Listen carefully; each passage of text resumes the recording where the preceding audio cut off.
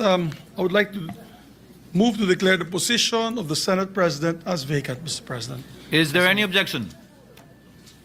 Hearing none, the motion is approved. Chair will suspend session and ask Senator Jingo Estrada to kindly ascend the rostrum and preside over the session. Senate session is suspended. May I now move that we proceed with the election of the President of the Senate and recognize the distinguished gentleman from Bukidnon, Senator Zubiri, for his nomination. So move, Mr. President. An objection? There being none, motion is approved. Maraming salamat, Mr. President. Mr. President, I have the honor of nominating Senator Vicente C. Soto III as Senate President.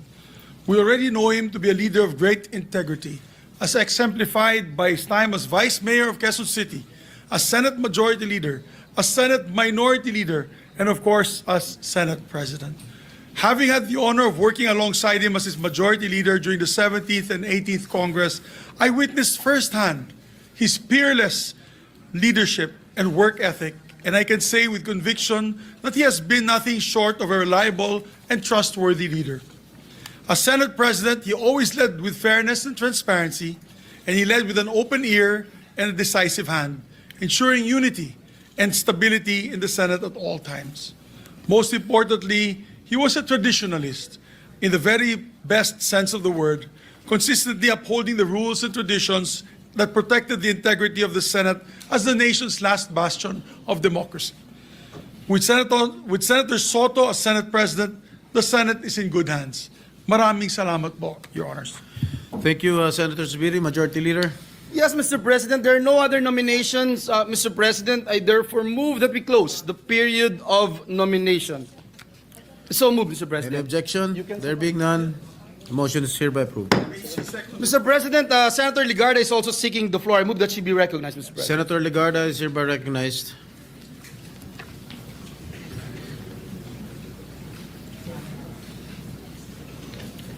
Thank you, Mr. President.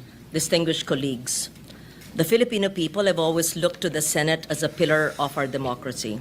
In times of profound challenges, when our citizens yearn for clarity and wisdom, they expect us to steady the ship and steer it with a clear compass towards safer shores.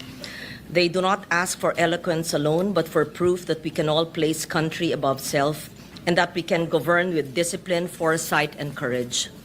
Discipline to resist the distractions of partisanship and to keep public service anchored in principle. Foresight to craft laws that anticipate the future rather than merely react to crisis. And the courage to take the difficult but necessary decisions that secure the long-term welfare of our people, even when they come at significant political cost. Let me emphasize, leadership in this chamber is never a solitary duty. It is a shared guardianship of a trust that belongs to the Filipino people. The Senate at its finest when debate sharpens judgment and unity springs from conviction.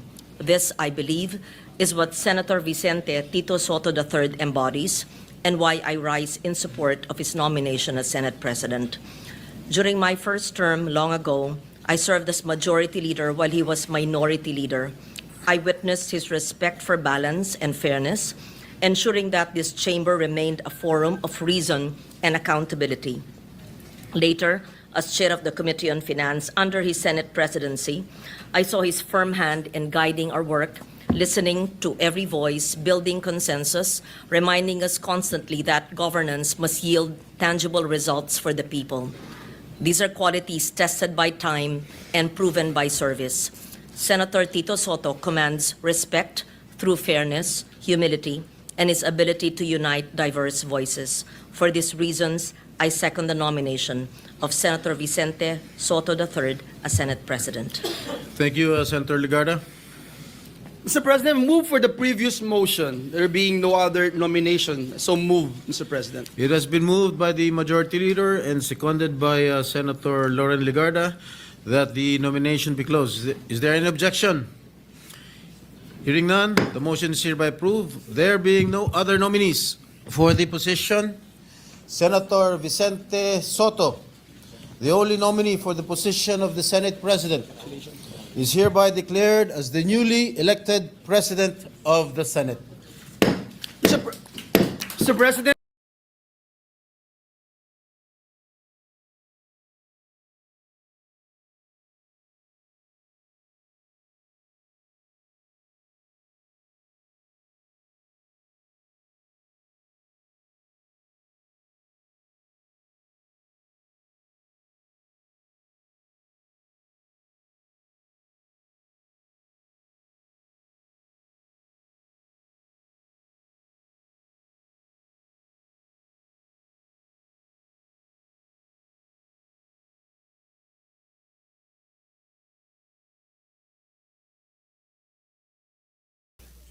May we proceed with the oath taking of the newly elected Senate President, Mr. President?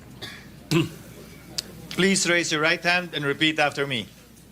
I, please state your name. I, Vicente C. Soto III, Having been elected to the position of Senate President, having been elected to the position of Senate President, do hereby solemnly swear do hereby solemnly swear that I will well and faithfully discharge, that I will well and faithfully discharge, to the best of my ability, to the best of my ability, the duties of my present position the duties of my present position, and of all others I may hereafter hold and of all others I may hereafter hold under the Republic of the Philippines. under the Republic of the Philippines, That I will support and defend the Constitution of the Philippines.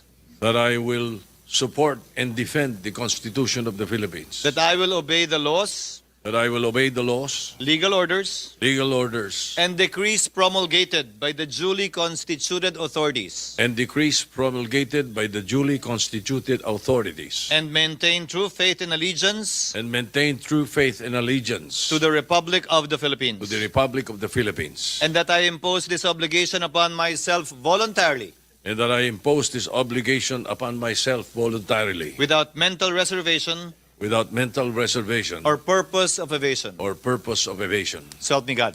So help me God. Congratulations, citizen. Thank you, sir.